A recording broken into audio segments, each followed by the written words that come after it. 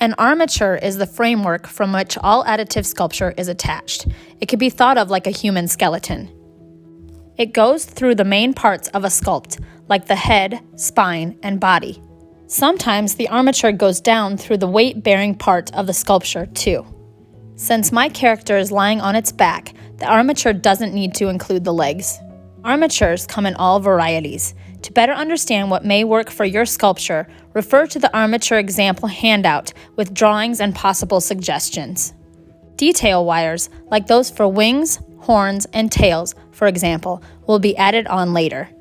Starting with the thickest gauge wire, the length of the wire needed is determined by your individual sculpture. Keep in mind that our sculptures should not be taller than a foot high. Determine the shape your armature will take and cut the wire accordingly.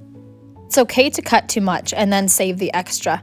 It's better to have too much than to have too little. Only use the wire cutters when cutting wire. This wire is very flexible and should bend to take whatever shape you need.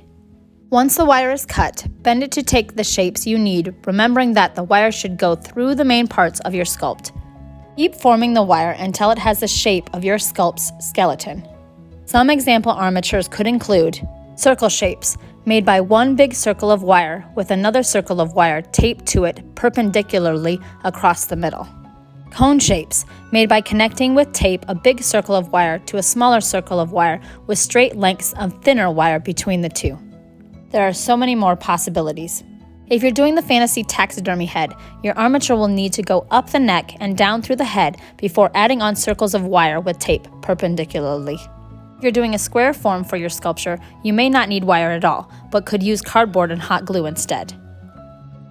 For this different armature of a griffin, the thicker wire for the main part of the sculpt starts as an oval shape for the head, curves for the neck through the spine, and then down through one of the legs. All other thinner wire was added separately for parts that stick out from the main body of the sculpt later.